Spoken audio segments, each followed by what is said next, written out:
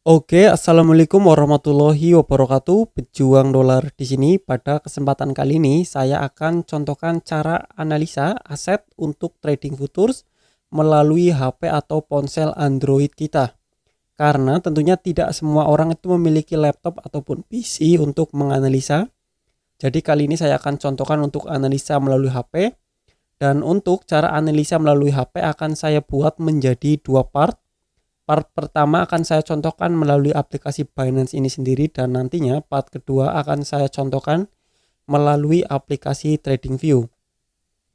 Karena tentunya kita itu juga bisa menganalisa di TradingView melalui HP Android kita. Untuk analisa di part pertama ini saya contohkan di aplikasi Binance. Pertama kita pilih ya aset yang ingin kita analisa. Saya contohkan dari ETH. Lalu kita bisa klik icon candlestick di pojok kanan atas di sini. Untuk analisa kita klik. Pertama, saya akan bahas dari cara setting indikator. Untuk setting indikator itu ada di sini. Kita klik. Lalu kita pilih indikator. Di sini kita bisa setting. Contohnya saya setting EMA ya. Exponential Moving Average saya rubah ke 21. EMA 2-nya itu di 34 dan terakhir di 55. Ini untuk setting indikator. Untuk MA juga bisa kalian rubah ke periode yang kalian inginkan. Bollinger Band sudah normal ini di 2122 MACD. Kalian bisa setting juga untuk RSI juga bisa. Biasanya saya menggunakan RSI 14. RSI 6-nya saya matikan lalu klik konfirmasi. Untuk KDJ saya jarang menggunakan. Untuk setting indikator sudah. Lalu kita bisa menganalisa juga menggunakan trendline, Fibonacci dan lain-lain di ikon ini. Jadi kita klik saja ikon itu. Setelah kita klik nanti tampilannya akan seperti ini, akan berubah ke mode miring ya, mode landscape.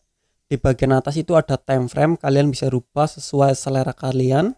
Untuk saya sendiri biasa analisa di time frame 2 jam. Jadi klik lainnya lalu pilih 2 jam. Lalu di sebelah kanan ada indikator yang tadi kita setting, contohnya exponential moving average. Di sini sudah berubah ya.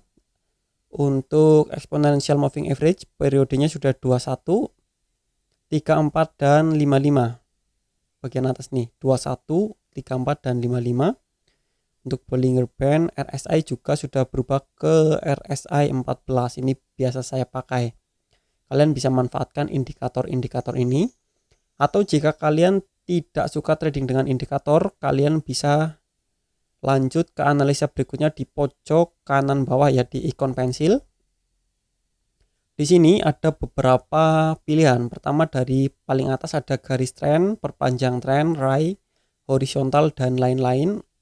Yang sering kita pakai itu ada garis trend dan garis horizontal. Di bagian bawah ada ini itu untuk analisa menggunakan Elliott Wave. Lalu bagian bawah itu ada rectangle ya untuk menandai zona SND biasanya. Lalu ada Fibonacci retracement, bagian bawah ada ikon pensil. Lalu ada ikon menghilangkan dan menampilkan analisa kita, dan terakhir ada hapus. Pertama saya bahas dari trendline. Kita bisa perkecil, lalu saya akan contohkan pertama dari memasang garis trend ya. Garis trend itu biasa kita pakai untuk membentuk chart pattern. Ini saya hapus. Ini susahnya analisa di HP itu ketutupan sama seperti ini. Kita bisa pasang garis trend seperti ini. Nah, kurang lebih seperti ini, kalian bisa paskan saja sesuai analisa kalian. Contoh di sini mirip seperti rising wedge, itu gunanya garis trend.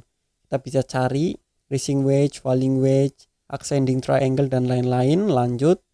Yang kedua saya contohkan dari garis horizontal. Ini yang sering kita pakai ya. Ini biasa kita taruh di area resisten. Nah, seperti ini. Ini contoh seperti ini, itu gunanya garis horizontal. Atau di support juga bisa. Setelah kita klik itu kita bisa geser-geser ya untuk paskan di areanya. Lanjut di bagian bawah ini ada dua ya, ada yang 3 gelombang dan ada gelombang penta. Untuk gelombang penta itu biasanya untuk kenaikan, sedangkan untuk 3 gelombang itu untuk penurunan. Saya contohkan dari 3 gelombang saja. Nanti untuk cara pasang seperti ini, kita klik dari resisten support seperti ini. Itu untuk cara memasangnya.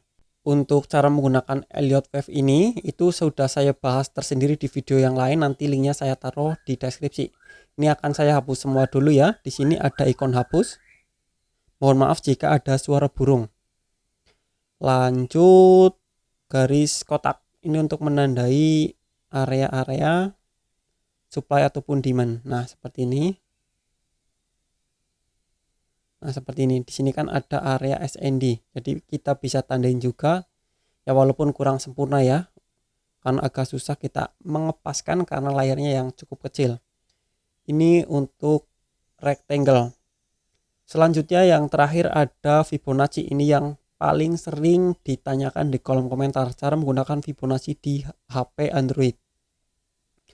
Untuk cara menggunakan Fibonacci retracement. Pertama, jika tren turun. Ingat ya, tren turun itu kita tarik dari resisten ke support, dari atas ke bawah. Contoh di sini resisten terdekat ya. Lalu kita tarik ke bawah sampai ke support, lalu kita klik. Nah, kita bisa geser seperti ini.